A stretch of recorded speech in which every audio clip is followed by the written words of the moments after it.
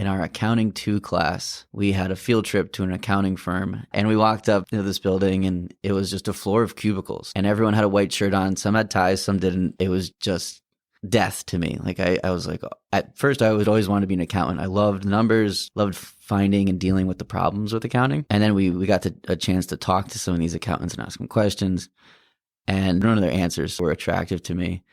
Got home from the field trip, went to lacrosse practice, and my coach was like, hey, how was that field trip? Or how was your day? And I was like, I went on this field trip. He's like, how was it? I was like, it's terrible. Went to the worst place on earth. And he was like, well, if that doesn't really suit you, why don't you come down to the middle school next week? Because he was the middle school PE teacher. He's like, check it out. He's like, I think you'd be good at it.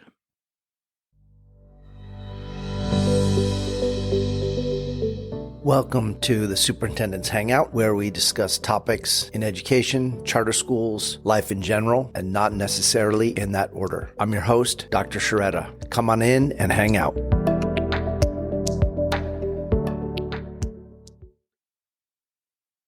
In this episode, I sat down with Matt Vozzolo. Matt is a middle school PE teacher, lacrosse coach, fan of the Movember facial hair, which he talks about being part of the Movember charity event that raises money on behalf of men's health, both prostate health as well as mental health awareness. Matt and I cover a wide range of topics, from his views on physical education as part of a balanced approach to health and nutrition and activity in children's lives, his views on his emerging leadership roles. He is the co-coordinator of an extended learning opportunities program that he talks about in more depth in this episode, and much more. I hope you enjoy listening to this episode as much as I did sitting down with Matt Vozzolo.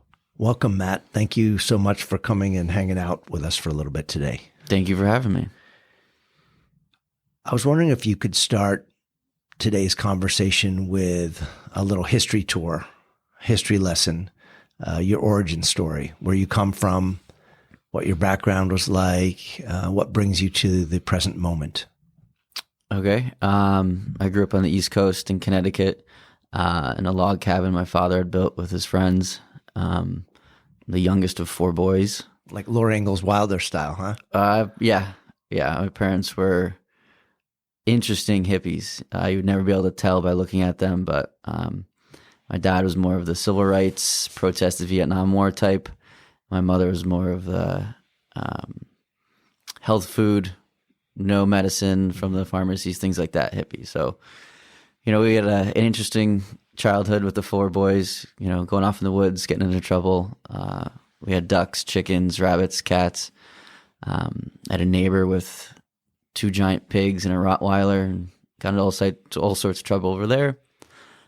Spent my entire childhood in Connecticut in one of 2 towns, into a small high school, which is on the same campus as our middle and elementary school, Summers High School. It's the largest graduating class ever of 140 people. Then I went to college in New Hampshire. I got a job right out of college teaching PE.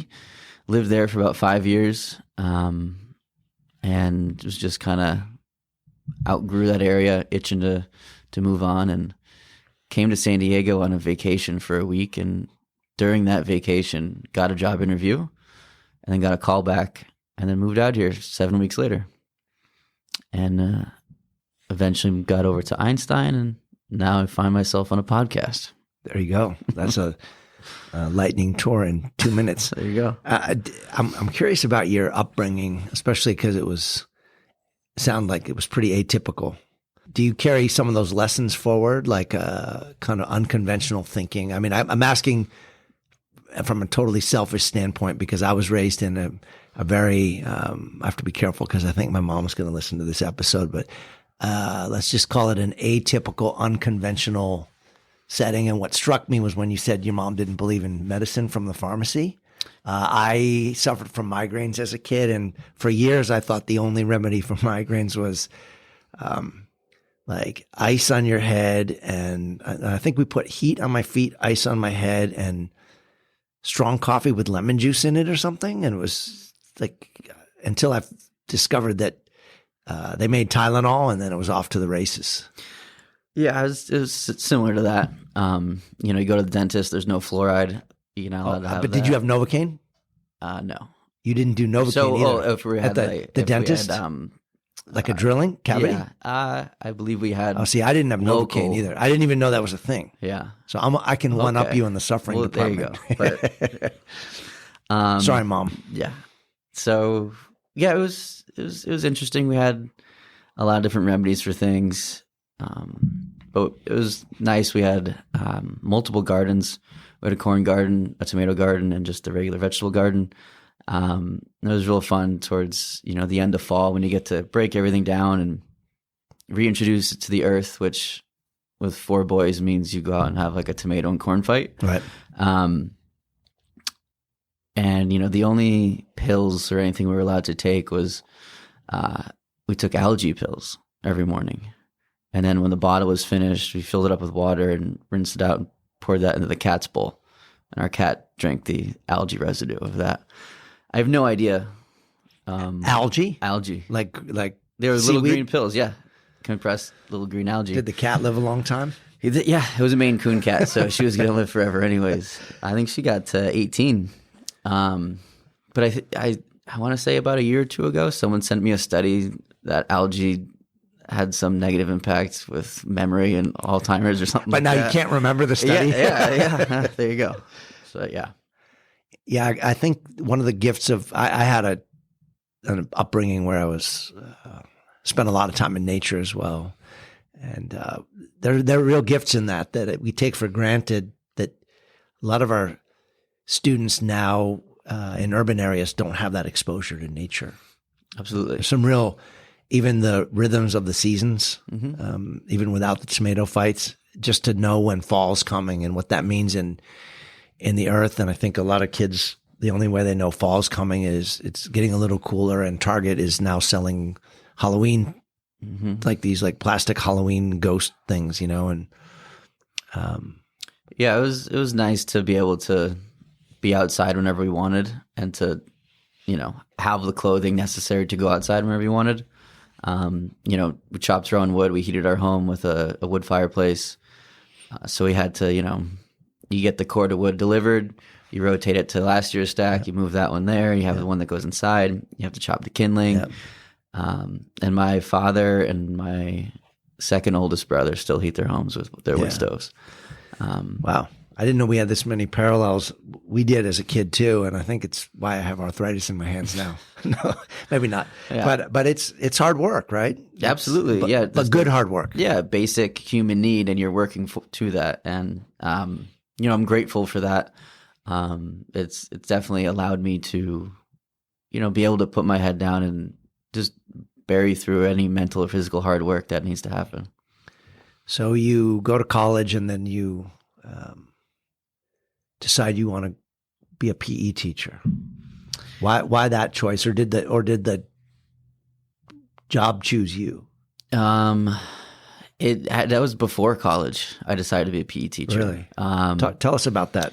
In high school, I was mainly focused in business classes, where the majority of my brothers were in wood shop, tech, auto mechanics, things like that. I was taking entrepreneurship, accounting, and in our accounting 2 class, we had a field trip to an accounting firm in West Hartford, which might be the most boring place on earth. And we walked up to this building, and it was just a floor of cubicles, and everyone had a white shirt on. Some had ties, some didn't, and it was just death to me. Like I was like, at first I would always want to be an accountant. I loved numbers, loved finding and dealing with the problems with accounting. And then we got a chance to talk to some of these accountants and ask them questions, and none of their questions were none of their answers, were attractive to me. And got home from the field trip, went to lacrosse practice, and my coach was like, "Hey, how was that field trip? Or how was your day?" And I was like, "I went on this field trip." He said, "How was it?" I was like, "It's terrible. Went to the worst place on earth." And he was like, "Well, if that doesn't really suit you, why don't you come down to the middle school next week?" Because he was the middle school PE teacher. And he's like, "Check it out." He's like, "I think you'd be good at it." And so got the permission, went down the next week, And with our schools being on the same campus, you leave school and you walk down this little road and you go to the next one. And I played wiffle ball all day long. And he had a little Palm Pilot. And he was like, I don't even have a computer. I do all my grades on the fly on a Palm Pilot. And that was cutting edge, right? Yeah, there. this is 2004. Oh, that's cutting edge, man. And so ever since then, I was just dead set on that. Applied to schools with only PE programs. And then eventually decided on New England College because that's where my grandfather graduated from. And you played sports in high school? I played ice hockey and lacrosse. And I know you've continued lacrosse now as an adult. Yes. What draws you to that sport? It's not so common on the West Coast, although I think there are pockets of like private school teams and stuff. But just the history and tradition of the sport, being a Native American sport, and just the culture that comes from that, and coming from an area where there's a lot of Native American culture around lacrosse. Always drove me to it, and it's very similar to ice hockey. It's essentially just ice hockey in the air. And I started skating when I was 3, joined my first team at 5 for hockey, and then just transitioned eventually into lacrosse. It's rewarding and difficult. It's physical. There's a strong sense of ownership and belief when you do something right in it.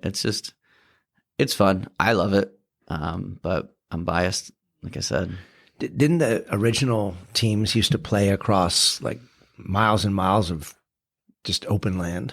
Miles and miles of forest, open land, whatever was between the two tribes. They would maybe settle disputes, have little bets, practice for war, whatever it was. And they would have ceremonies the night before the game to decide on how many goals for the winner. And it was essentially like 2 main rules. You can't use your hand to touch the ball, and you can't injure your opponent to the point where they can't continue to play. That's a slippery slope. Yeah. Yeah. And, it transitioned. I hope I'm getting this right. I think in the 1800s, where English and French settlers decided to make more concrete rules, ways to sell tickets, make money. And it evolved over years and years and years. Canadians developed box lacrosse for their hockey players to stay in shape in the off season, like on a rink, right? A dry rink. Yep. Yeah. So when the ice goes out in the summer, you have the concrete left, and it's a great way for arenas to continue to make money and the players to continue to stay in shape. And that's the form of lacrosse that I continue to play now. My friends and I had started a team here called the the San Diego Whalers. Freudian slip. San Diego Whalers, to honor the Hartford Whalers. Why do you think lacrosse hasn't caught on a higher level? Professionally, I know they're professional teams, and prior to the interview, we were talking about that, but it's certainly not on the level of some of your other football, basketball, baseball, soccer. Yeah, I would say just how long it's been around professionally, and also the universities and colleges on the East Coast, especially the Northeast, their main, usually male sport is lacrosse. There are some of the larger ones that do have football, like Syracuse, Virginia, Duke, but those are also lacrosse powerhouses. Out here on the West Coast, you have these amazingly large schools with these very successful, very large football teams, and they are giving their scholarships to the football teams because that's where the money is. That's right. So there's discrepancy there. So they fill in with women's lacrosse usually. So a lot of these huge football schools have amazing women's lacrosse programs. And then, as a youth player in San Diego, there's a lot of opportunities to play lacrosse. There's plenty of clubs all around. But once you get past high school, if you're not going to go D1, it's difficult to go across the country to go play D3 lacrosse unless you're coming from a well-off affluent family, because you're not going to get any scholarship or get any help. And then you're dealing with the idea of being 3,000 miles away from one of the greatest places on earth to go freeze for the fall, winter, and most of the spring. Right. And that's just a hard thing for a lot of people to do. It takes a unique and special individual to be able to pull that off. So I think that has a little bit to do with it. But it's getting more popular. There's 2 professional leagues in the United States for lacrosse, the PLL and the NLL. San Diego has their own team in the NLL. It's box lacrosse, the San Diego Seals. We've taken a couple of our students to some of the games. I think you've brought some players to speak to your PE students as well. Mm-hmm. Yeah, we've had a couple of their big name players in here. Austin Stotts. We had Cam Holding, Berg. Let's see. Before he retired, the great Brody Merrill. So there's some in the lacrosse world. Those are some pretty big names. Is there an international competition for lacrosse similar to a World Cup? Yeah, there's the World Games. They were actually in San Diego last summer. The United States and Canada has played in every gold medal game for that. And I believe once the Haudenosaunee, which is the native team that's allowed to play, they've been a consistent bronze medal winner, but they're being played in the Olympics coming up in 2028 as well. Be interesting to see how it spreads internationally beyond those teams, right? You look at other sports you look at 1992 NBA, the Dream Team, and the U.S. annihilated everybody. And now, 30-something years later, the NBA is like the United Nations. Yeah. The best players are not from the U.S. Yeah. So, baseball is kind of the same way a little bit, and we'll see what happens with football. Mm-hmm. Yeah, so with the Olympics in 2028, they're playing a new style of lacrosse. It's called sixes.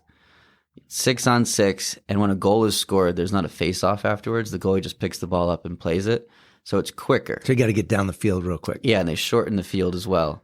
So it's a way to kind of even the playing field in a way, so that it's not the United States and Canada just dominating, because that was what the Olympic Committee was. They were afraid to just, why have this if it's just going to be these 2 teams playing for the gold every year? And then just spreading lacrosse around the world. I think by this time, I think there's 50-something nations that have international lacrosse team. It's interesting to reflect on. What kind of lessons in a little bit, I want to get to your specifics of teaching PE and how you grew into that professionally. But what lessons do you take from athletics, but in particular from lacrosse, that you apply to your life in general? I would say just some discipline and, understanding that you're not always the leader. There's always going to be someone bigger, badder, faster, better, whatever it may be. But also, if there's a team, I'm not always going to be the leader. Sometimes I may have to be the person doing the hard work on the side or whatever it may be. And just the humility in that, and trying to, the exit of the ego, as you were saying before this. Just being able to take yourself out of certain situations like that and put yourself in certain situations when you're needed. And, just be able to go through a physical battle that's also mentally tough. It allows you to be able to attack certain situations with a calmness. So teaching PE seems like it was a natural choice for you after you talked to your coach with a Palm Pilot. But it's not without its obstacles, right? It's physical education is not always embraced on school campuses as the most rigorous of academic contents. In my youth, I remember a coach just rolling a half deflated kickball out there on the field and be like, "Hey kids, don't kill yourselves." How do you view the role of physical education within the ecosystem of a school and the other content areas?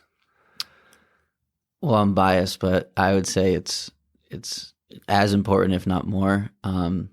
It's one of the only things that's taught in a school that directly positively impacts students' lives, and something that they can continuously use throughout their lives. Whether it's, these different sports we teach them, different techniques, working out in our fitness center. These are all things that they can use later that day, later that week, 10 years down the road. They have that experience, they have that knowledge, or at least they're aware of it. And it's, with some schools, some administrators, some districts, whatever it may be, that kind of, don't put that importance on physical education. It's unfortunate. I fortunately have never been at a school like that.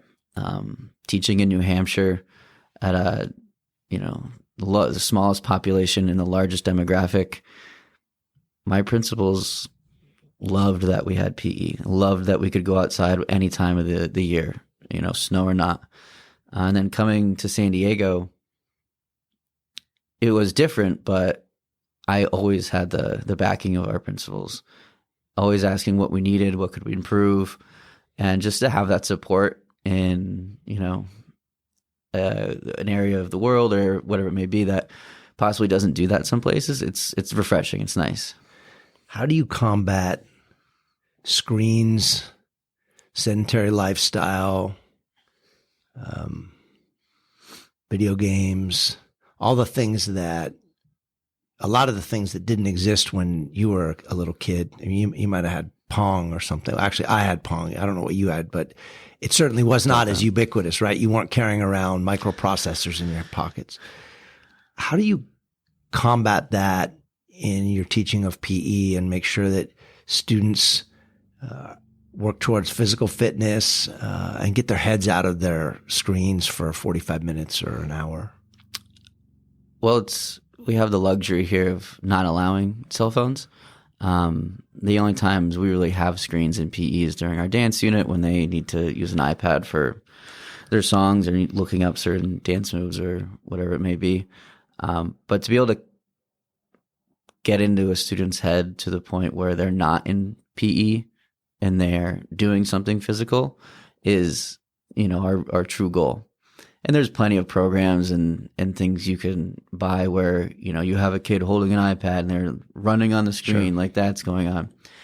And, that may work in a small setting, that may work at an infomercial, it may work at an elementary school level. But with a 13-year-old from an inner city outside in the 85-degree heat with a hoodie on, it's a little bit more difficult. I just try to get them to do whatever they can and to keep motivating them.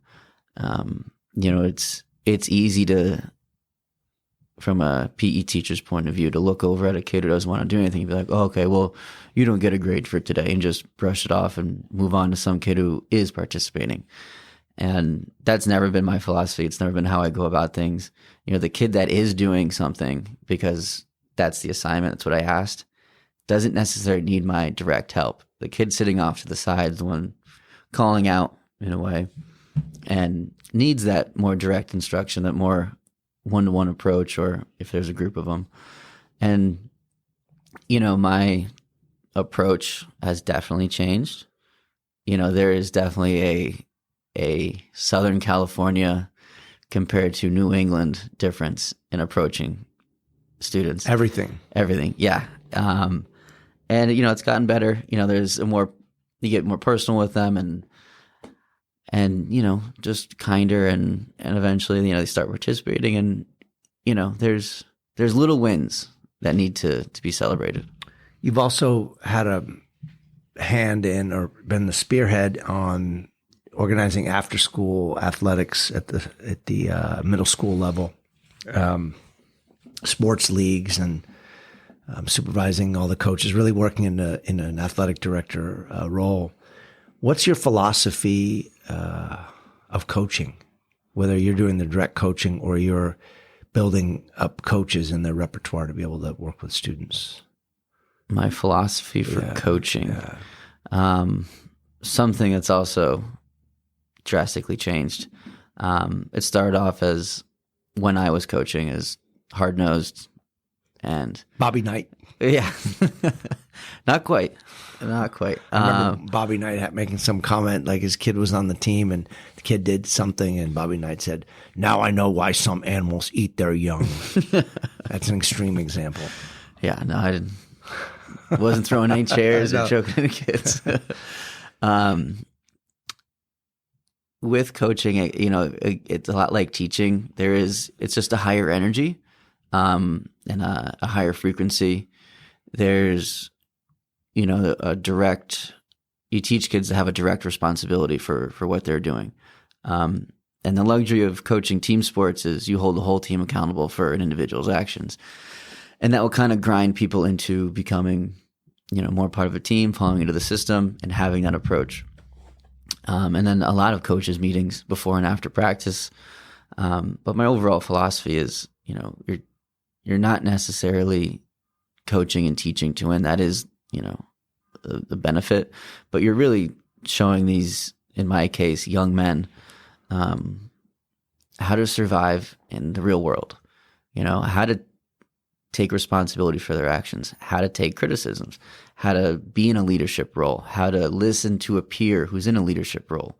They're all valuable things that they can go on to working anywhere, doing anything, that are going to fall into place.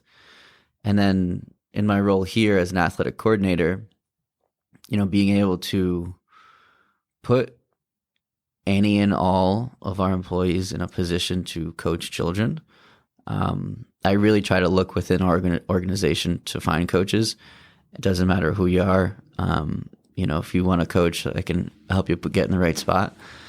And then giving them space and grace to grow, but also being there for any of their questions, for their guidance, and, helping them along with, little things. Because, I have, at this point, 13 years of coaching experience compared to someone who maybe has a couple months, but they're still 20 years my elder.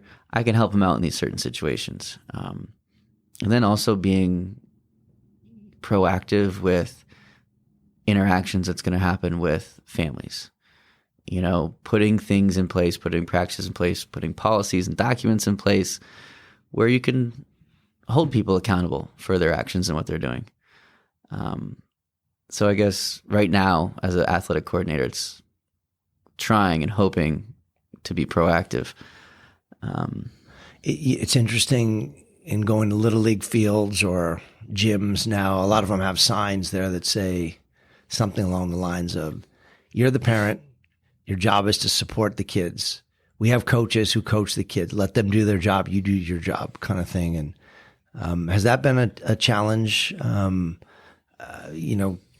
making sure that everyone kind of knows their role? Because you always see the bad examples, right, on YouTube, parents just absolutely either berating their own kid, berating some other kid, or berating the refs or the umps. Mm-hmm. Luckily, from our families, no. I haven't gotten a chance to really see that. There have been some interactions, some incidences. I would say the highest of the worst would be, just a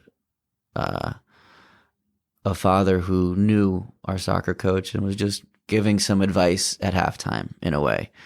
And then, you have some family members who want to complain to me about our league's referees, which is something I don't have any control over. And, it's always the poor refs. Yeah. They're making like $14 an hour. Yeah. And it's their sixth game of the day. And they just came from running some school's PE program all day long. And, they don't see that. They don't understand that.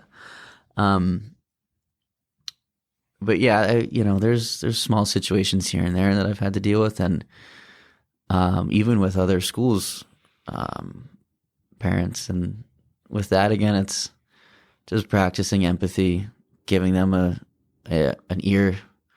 And, usually people just talk their way out of it. They just want to be heard. They want to feel like they're saying their piece to the right person. And you give them that, and usually they calm down and they move on. And because in the grand scheme of things here, it's kids playing sports. It's not life or death. Yeah, and probably the odds of any of them playing into the professional level are slim to none. Yeah. Right. Despite the dreams of parents and some kids. Mm-hmm. I'd imagine it's been transformative for some students who come from families and family backgrounds where there wasn't a lot of participation in formal athletics, and sometimes they're not even sports fans at home. Like, have you ever run into cases where kids are, I don't know, you're coaching them in something, or one of your coaches is coaching them in volleyball or flag football, and they've never even watched a professional game of that sport? As the coach or the Yeah, I mean, as like you're coaching teams of kids who like they're not even fans of the sport outside of school. Yes, yeah, we definitely have had a lot of kids sign up for basketball, volleyball, in particular, that had no idea how the game really works. Scoring rules. Remember when we started our basketball program? I was our girls' basketball coach for the first 3 weeks or so. And so I just turned it into box lacrosse and lacrosse drills with basketballs. And, we hustled and we learned to dribble and, basic shooting techniques. And we would have little scrimmages and I'd be telling the girls like, oh, you have, you can't stand on that line, like that you're out of bounds. And like they'd pass to someone who was standing out of bounds. And they're like, well, we don't know. And it's eye-opening that, you sign up for something. You're just like, oh, yeah, no, I'm going to go and learn on the fly, which is great. But it is something I've never experienced outside of here. Yeah, I remember as a kid, back in the era when you played every sport, depending on what season it was, right, on the East Coast. And, we were always back then there was only one NBA game a week on TV on Sundays, and we would just watch. And you would record it on VHS so you could see the moves, and then you'd go out in the backyard and just practice them. I think kids are so overexposed to everything now, right? That the last thing they're going to do is watch an athletic event, I think.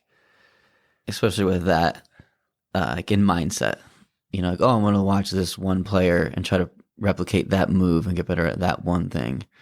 Whereas they are overexposed and so distracted at times. At Albert Einstein Academies, we have the IB program is fundamental to everything we do. Talk to us a little bit about how your journey has been in relation to the IB in the context of physical education, because there are probably people who think like, okay, learning these skills or throwing or kicking or running, those are athletic skills. They don't really need a philosophy and a paradigm and a framework around them. How do you view that in the context of the IB? Coming out to California and getting tossed into the IB, I was a little lost at first because of all the written assessment and just how much of it we were doing. And since then, and through my tenure here, we've kind of refined that. And I've said this multiple times to our coworkers, like if I worked somewhere else, I think I would still use the same principles and cycle with IB, having and making sure kids know and understand certain techniques, skills, rules, whatever it may be, having them planning, having them reflect on their plan, and then having them reflect on their performance. Like these are all things everyone should be going through, and everyone should be doing in their daily lives and jobs, whatever it may be. You should be reflecting, you should be planning, you should be setting goals and then creating specific plans to achieve those goals. You should understand, the factual, debatable, and conceptual knowledge of whatever you're doing. So with that, I've bought in. I just would hope in the next couple of years to be more purposeful and more, I guess you could say, literate with IB. We had that from the Gran Canary Islands when they had that exchange. I forget the individual's name who came here. He was just super impressive with how knowledgeable and literate he was with speaking about IB and in his classrooms. It was daunting. But to be able to just access ATL skills and whatever it may be, statements of inquiry and all this stuff, just boom, boom, boom, boom, was impressive. But when in terms of physical education in your daily life, the essentials and the basics of IB are, I think, will make you into a well-rounded human being. So you said you've been coaching for 13 years, right?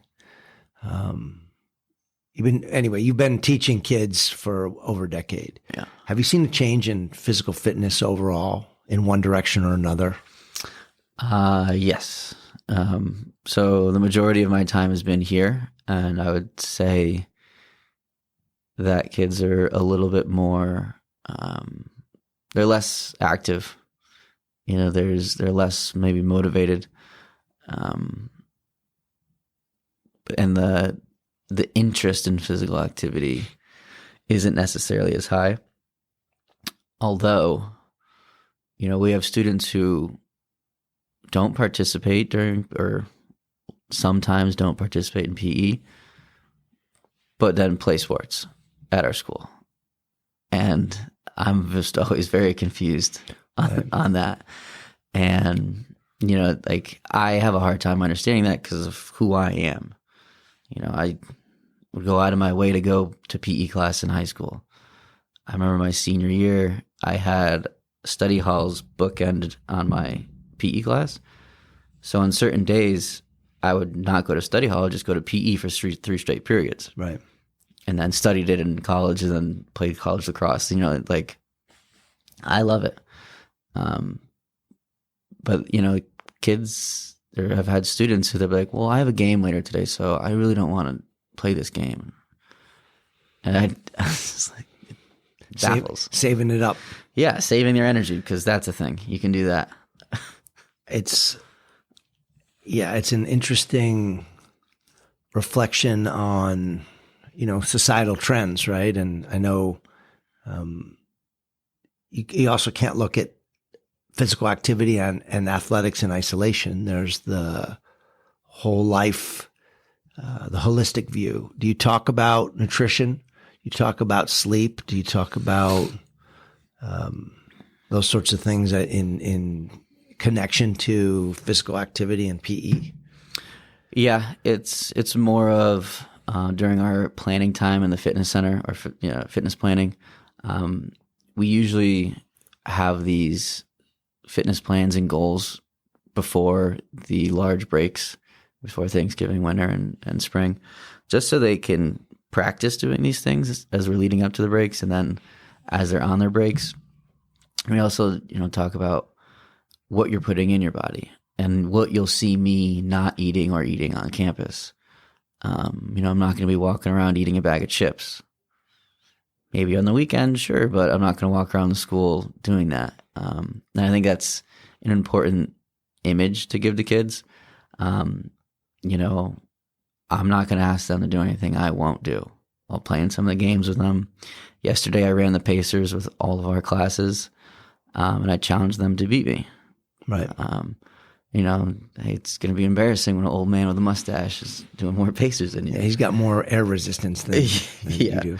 But it would be, I think, a little bit more beneficial if we get into more of like a concrete nutrition class, go into like what these foods really are and what they really do to your body. And, kind of on a side note, I've always joked around about this. Like, I'm interested to see what Takis do to kids' esophaguses and their throats in the next 10 years. That's like right. if there's, and like the lining of their stomachs. There's kids that eat Takis every day. Yeah. And what is that doing to them? And the whole conversation around serving size, portions, right? Arizona iced tea, you might get 2 or 3 servings in a can. So when you look on there and it says it's still, even one serving has a ridiculously high percentage of your daily allocation of sugar, but multiply that by 3. There's a lot of deceptive practices around labeling too that our kids just fall right into. It's a tricky conversation, the food, the diet, nutrition conversation. I remember when I first started as middle school principal, the campus had a Coke machine on it or whatever. It was run by Coca-Cola, but it had their family of drinks. And so I got rid of it, but replaced it with a healthy, quote unquote, healthier vending machine. And the biggest opponents were staff, because we had staff who that was their thing every day, to go get their sodas, get their chips. So we replaced it with fruit juice, which I know has a lot of sugar, marginally more, marginally better for you perhaps than Coke, and like chips that were baked chips and kind of off-brand stuff. And we ended up having to get rid of the machine entirely because students were saving their lunch money and buying food from the vending machines as opposed to buying the regular lunch. So it was just interesting to look at like the role of snacks and treats and rewards. I think as humans, we haven't overcome the hunter-gatherer impulse to just, if the tree's full of plums, like 10,000 years ago, you ate all the plums because you didn't know when you were going to find a tree with plums on it again. Yeah.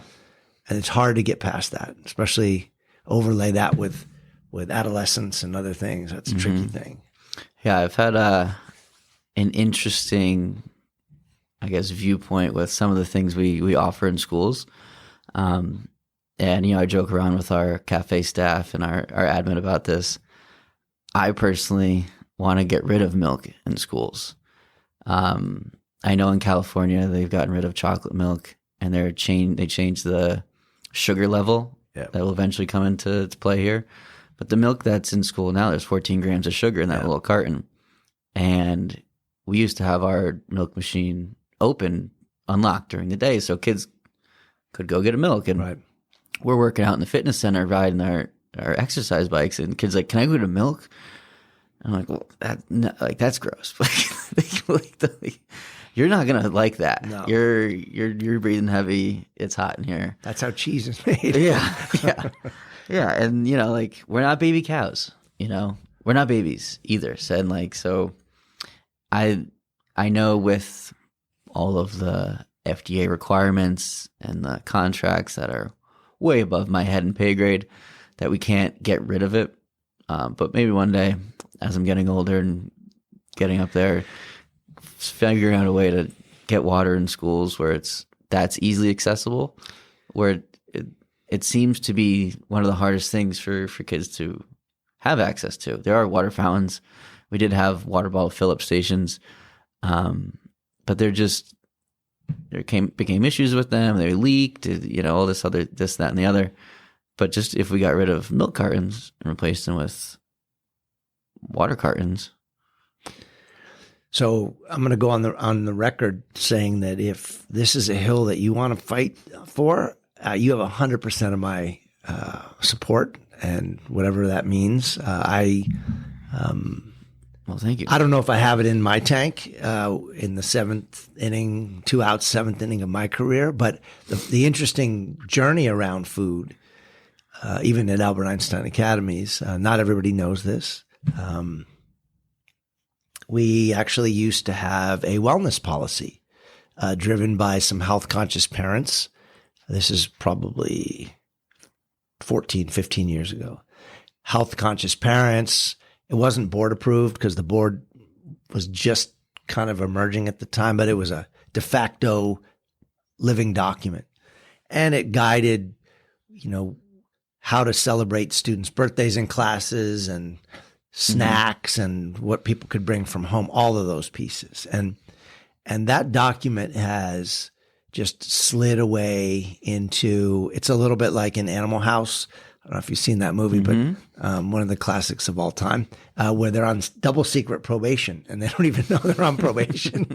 we have a wellness policy that I don't know where it is. I could probably go on my Google Drive and pull it up from 2007. The first Google Drive. And so it's interesting, right? Is if it doesn't have champions, because that push to focus on healthy food is such a, eating is such a personal experience. So our biggest opponents were actually staff, including some administration, some no longer here, who would say, I wouldn't feed that bleepity bleep to my kids wouldn't eat that. And I'm like, well, they would eat it after a while. If you didn't give them the other stuff, the fast food, they would eventually eat the other stuff. And so, I had that experience the other day. I won't say which campus it was on, but I'm looking in the the mailroom, and there's pallets of pinguinos, which are like, I'm going to call them Twinkies that are popular in Mexico that are filled with something red. I'm not going to call it fruit because it's just a red colored thing. And kids love them, right? And they're there. And so I was kind of taken aback and I started to ask questions. Oh, well, we're selling those in the student store and they're to help these students or that. I get that. You don't want to have a student run store where no one buys anything. But it was just a decision that was made without anybody even thinking. Mm-hmm. And like we instinctively know not to sell chocolate cigarettes because we have this very obvious line of thinking to be like, let's not promote smoking. But of equal damage to society, and perhaps going into the future will be a greater damage as people continue, thankfully, to stop smoking, will be obesity. Yeah. So I've wrestled with that. I only, again, have so many areas that I can put my focus on, but and that's going to sound like a cop out on this podcast, but that's kind of a little bit how this goes. But there were years when we had parents who were real activists. They got really active around what's being served in cafeteria. I don't want my kids to have pizza in the morning. And now it seems to have just gone away, particularly after COVID, right? It's there. And every student gets a free lunch in California now, whether their parents qualify for free and reduced lunch or not. So that's another factor in this. So yeah, and then there's the added pieces, right? Of like vendors coming outside of campuses, wheeling little carts and selling things on the street. And then students are lining up there, or they go to the 99-cent store. It's an endless churn of distractions. Mm-hmm. Yeah. That'll come in a city setting. They do. And to try to build those habits, I was raised, with organic food, and my mom I think I've said this before on the podcast, but if my mom had been born 30 years later, she would have been a billionaire because she basically had Whole Foods in our living room. It was a co-op of organic food. And the neighbors would come and you'd buy into this wholesale and they'd come and put things in small bags and they would take it. And our living room was the storage place. So I was eating like whole grain bulgur wheat and whole grain bread with almond butter and honey and stuff. All I wanted was a Wonder Bread with that peanut butter and jelly, the swirled one. But now as an adult, when I can eat whatever I want, I don't eat that. Yeah. So those habits, that makes up for the fact that I went to the dentist with no Novocaine. The fact that I was able to have good eating habits. I think it's sustained me now. Yeah. And there's also a little bit of that pain situation when you're having your tooth drilled and you're like, well, good reminder. Stay away from I'm going to brush my teeth three times a day now. That's right. Yeah. The lunch menu thing is, it's somewhat of a cop out that we all do to say that the law just requires it. Yeah. There are guidelines from the federal government about content of food, et cetera, and protein, but there are innovative places. And I think one of the hopeful prospects in the future is our high school is going to have a full culinary wing to it, and with a full scale instructional kitchen. That's awesome. And so that has a lot of possibility for partnering with a third party vendor, bring in some outside experts, and perhaps start a cottage industry of replacing some of the food that the kids are eating, whether snacks or part of the lunch program, with something we make out of locally sourced ingredients. That's great. Yeah. I think it's, once you taste it, if you've ever eaten an egg out of the backyard, which I know you did as a kid, you were probably shocked when you ate an egg like from Denny's or something. Like this is they're different colors and everything. Yeah. So I know in our conversations, Matt, that you are now kind of segueing into more formal leadership in your job. You are currently a co-coordinator of the ELOP Extended Learning Opportunity Program. Can you explain, what that is and what the process has been like, and what you've learned about leadership from your time in that role? Sure. So the Expanded Learning Opportunities Program is through all California schools that have unduplicated students. An unduplicated student is 3 categories. There's the fostered homeless youth, English language learners, and free and reduced lunch. They call it unduplicated because you can't count a student twice in any of the categories or 3 times. And each school gets funding depending on how many unduplicated students they have enrolled. And that money is for before and after school programs. And it's an extension of the school day, as in it's a continuation of learning, but it's not like math again. It's not English class or Spanish or German class again. It's some other opportunity, some enrichment opportunity for them to do. Each school day has to be a minimum of 9 hours. So if you have a 7-hour school day, you have 2 hours after school, or you can do an hour before, an hour after, however you want to, cut the pie.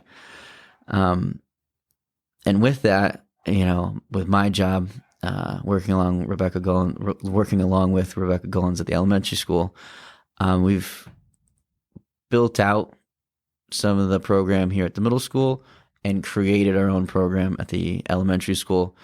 And it's a challenge. It's also been very rewarding.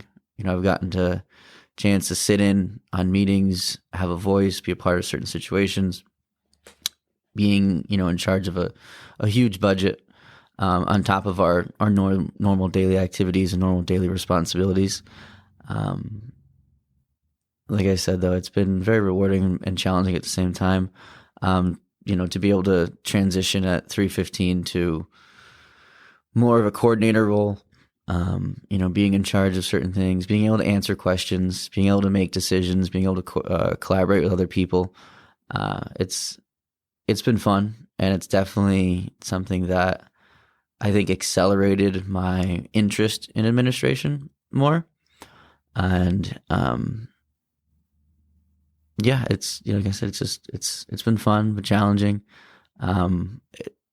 I go all day long of dealing with and teaching and having fun with middle schoolers to then handling adults, and it's quite the change in some ways, and in some ways it's not.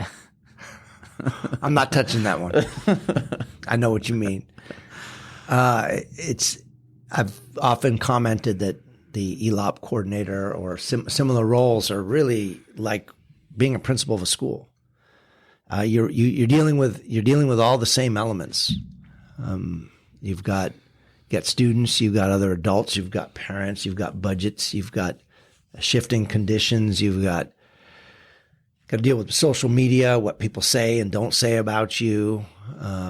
You have all the elements, so it's a really good proving ground for administration / leadership. And I know you're getting ready to go into a credentialing program. I think this will really serve you, hopefully, really well in that. Yeah, I agree. And with the compliments and criticisms, that we get, it's nice to not have my face and my voice in any of our social medias. So wait till that my tens of thousands of fans know. Yeah, I'll just won't follow back. I don't read any of that stuff, and I don't see any of it. Honestly, I'm not even aware of it. You still on MySpace? I'm sure it's out there somewhere. But yeah, it's definitely a whole new avenue. Dealing with parents one-on-one about issues or compliments they have about the program, questions they have about how to get in, who's allowed in. Being able to present to the board. I thought that was going to be one of the biggest challenges before I did it, and then afterwards was I had just built up this psyche in my head and was super easy. They were very receptive and nice individuals, and I don't know what I was thinking it was going to be. But yeah, it's a huge learning experience. It's and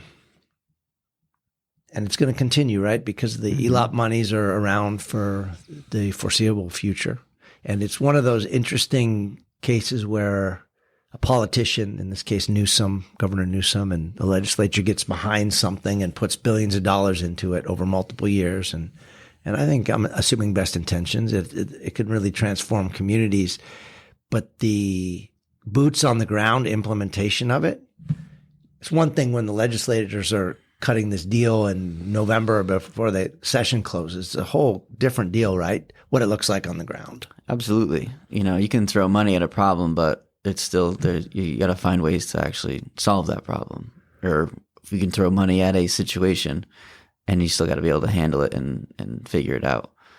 We had kids who didn't feel like they belonged to school or didn't feel like they had a home at school, and maybe their test scores were low after COVID. And this is a way to have kids stay longer in school, to have kids have ownership of what they're doing after school, more of a sense of belonging, a sense of pride. And I think that's what we really try to offer, between both campuses is it's not just like an after school program. We want, these kids to have a say in what they're doing and how they're doing it. And, there are these guidelines we need to follow. And, I'd hope that all schools in California are following them.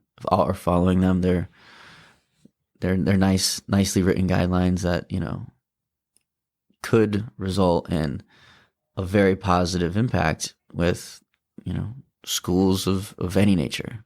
The only bad thing about it is the acronym. I've heard so many people call it ELOPE. Oh, yeah. I'm like, let's not give the ELOPE. Yeah. Not give kids that idea. No, we're the only school that I've heard call it ELOP. ELOP. And I don't like any of the others. No, none of them are good, but yeah.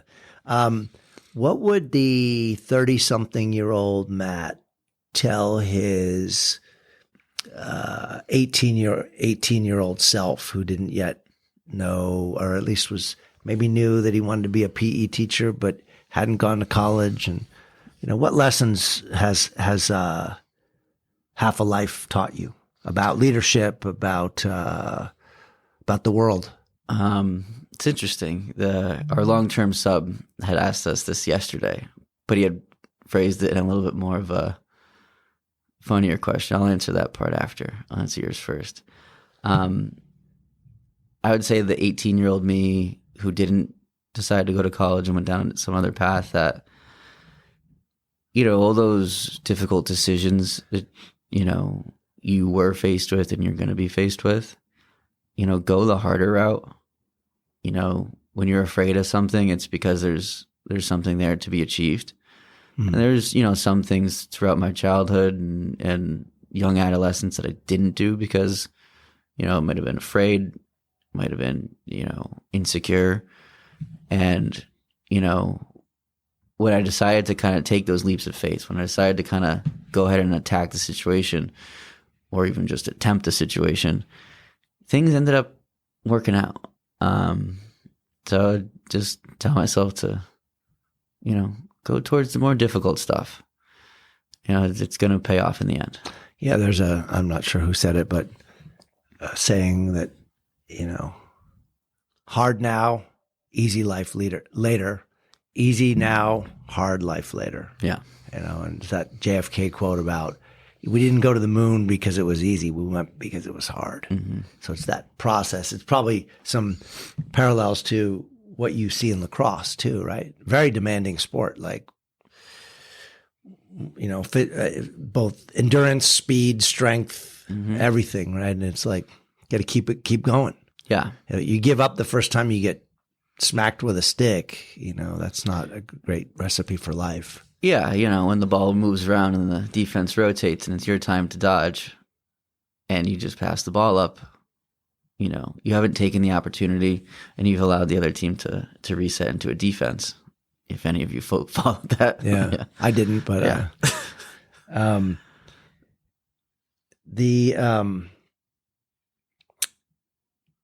As you peer into the future, Where do you see yourself in 10 years in relation to school leadership? Doesn't mean you got to be leading a school, but educational leadership. So right now you're starting a credential program in the next couple months, and you've got this ELOP experience, the coaching, the athletic coordination. Where would you like to be in 10 years with all that? Oh man, 10 years, 45. I would like to still have my hair. I would like to be. I won't take that personally. I would say an assistant principal at least by that point, and in a spot where, becoming a principal is within sight. This isn't something I want to rush, but it's also not something I want to set long-term, faraway goals to. Right. I want to kind of keep my vision narrowed. Right now it's just do well in the credentialing program. See how that goes. See how the experiences I have with practicums, shadowing, things like that, where, I've seen what it's like here. That's the only real place I've really experienced in Southern California. Right. So if I get to see what it's like at a 3,000 person high school, right. I went to college with 1,000 people. I have no idea. You went to high school with like 300. Yeah.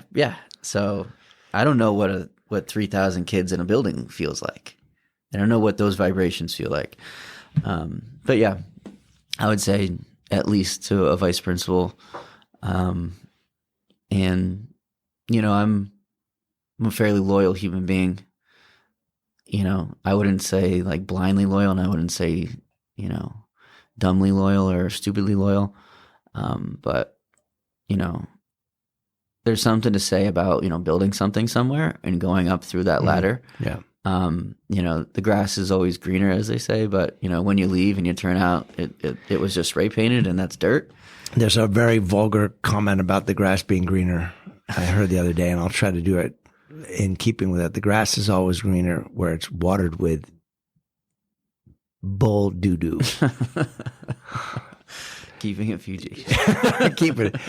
Yeah, anyway. But yeah, but to your point, right? Yeah, and like anyone can leave, and it takes certain types of people and, to stay and to build and to have ownership and thrive in a certain area. Yeah. Not necessarily talking about myself, but there's other people that we work with who have been here a very long time and have done amazing things with building this organization. And there's people that have come in around the same time I have and have stayed. And there's a sense of ownership and a sense of community behind that.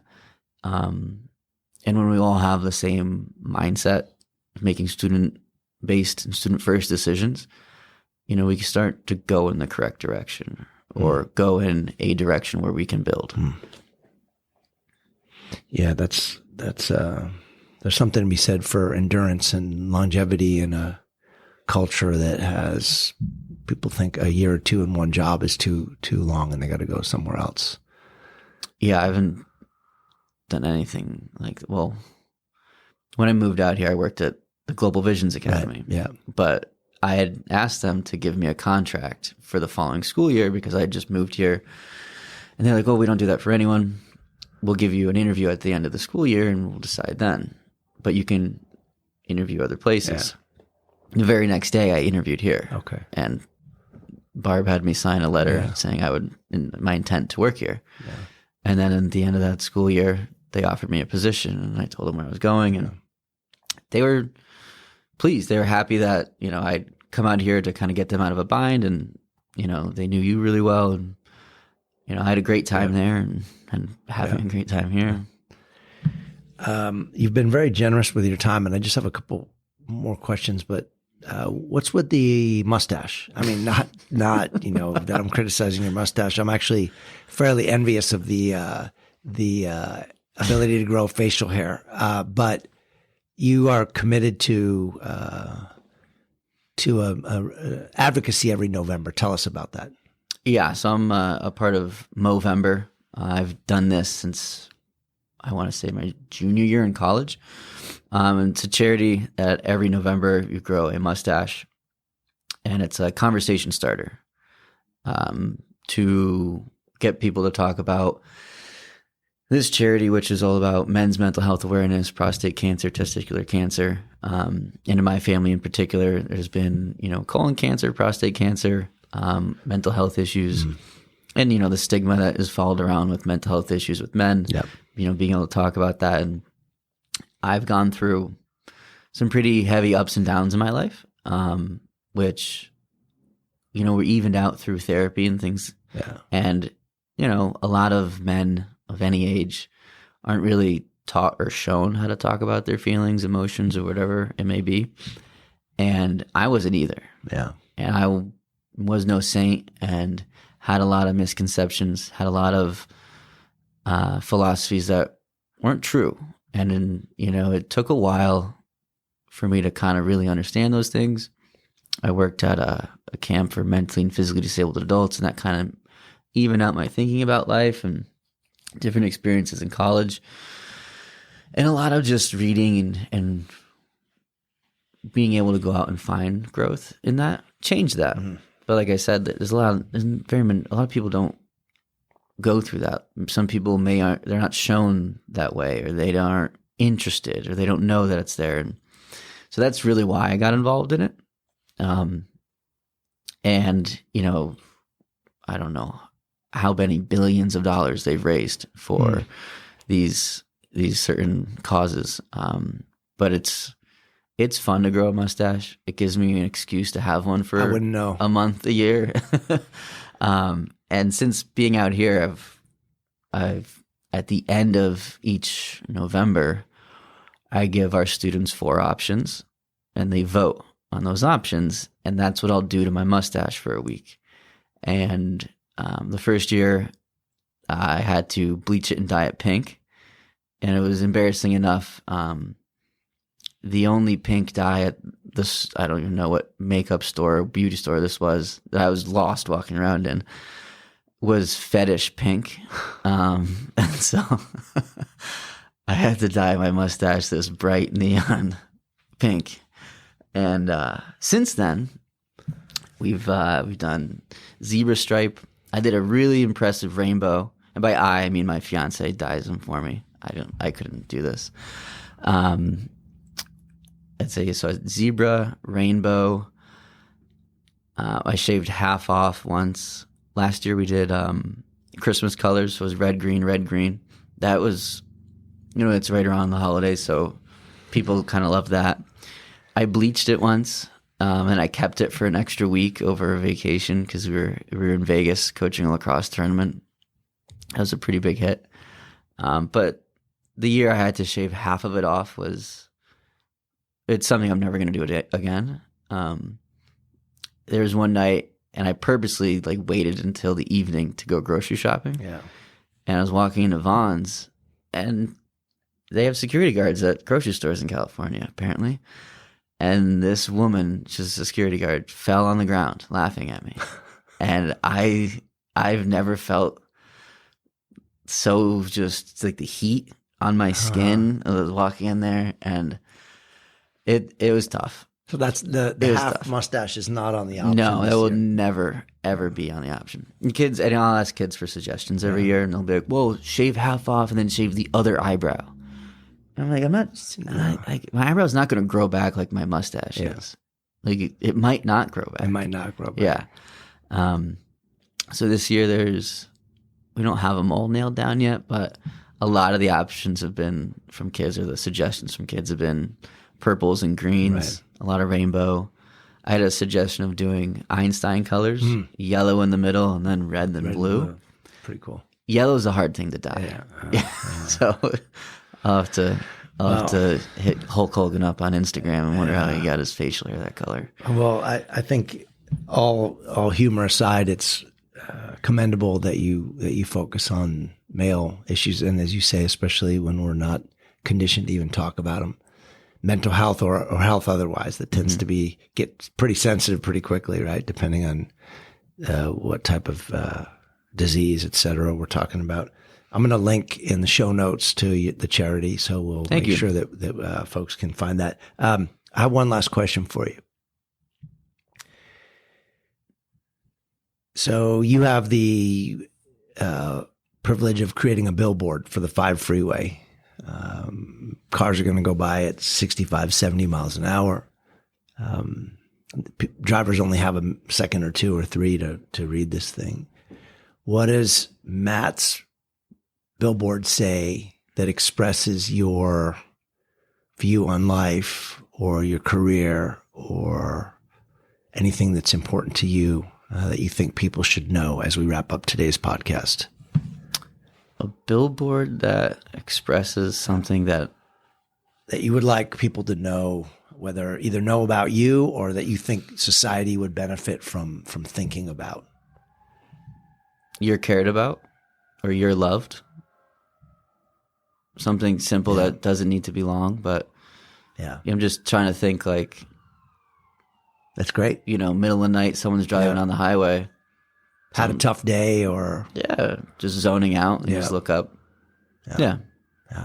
That's a great place to wrap for today, and it ties into your previous talk about supporting charity and also your work with students. It's been a real privilege, Matt, to have you on, and I appreciate you sharing from one East Coaster to another. I appreciate sharing as we sit out here on the West Coast, and our fellow people on the East Coast are freezing right now, and we're not. But it's been a great time, and thank you for coming on. We'll have to do this again soon. Absolutely. Thank you so much.